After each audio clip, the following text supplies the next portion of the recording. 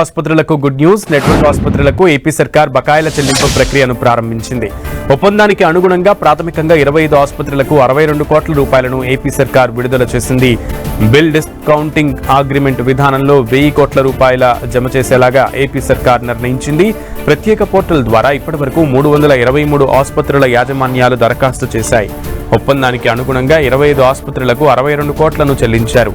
రాబోయే 10 రోజుల్లో 1000 కోట్లు, వచ్చే నెలలో మరో 1000 కోట్ల రూపాయలను చెల్లిస్తామని ప్రభుత్వం ఆసుపత్రుల యాజమాన్యాలకు హామీ ఇచ్చింది.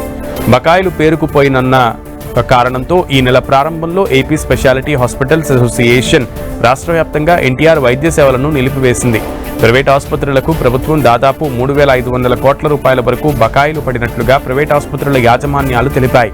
నిధుల కొరత వల్ల సిబ్బందికి జీతాలు ఇవ్వడం, మందులను కొనుగోలు చేయడం ఆసుపత్రులకు భారంగా మారిందని ఏపీ స్పెషాలిటీ హాస్పిటల్స్ అసోసియేషన్ తెలిపింది. వారి విజ్ఞప్తిని పరిశీలించిన సర్కార్ బిల్ డిస్కౌంటింగ్ అగ్రిమెంట్ విధానంలో 1000 కోట్ల రూపాయలను జమ చేస్తున్నట్లు తెలిపింది. ప్రభుత్వం నిధుల విడుదల ప్రారంభించడంతో నెట్వర్క్ ఆసుపత్రుల్లో వైద్య సేవలు తిరిగి పునరుద్ధరించాయి.